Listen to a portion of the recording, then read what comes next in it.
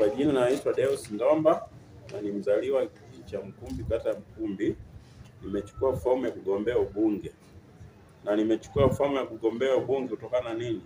Nimefuatilia hotuba ya Rais ya tarehe 27 wakati na hutubia bunge la 12.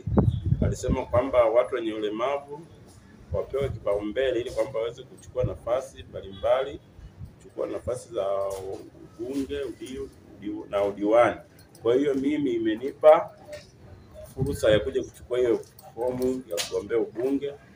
Kwa hali hapa namshukuru sana Rais wa Jamhuri ya Muungano wa Tanzania, Mama Dr. Samia Suluhu Hassan, kwa kutuangalia sisi watu wenye ulemavu kwamba mara ya kwanza tulikuwa tumesaulika.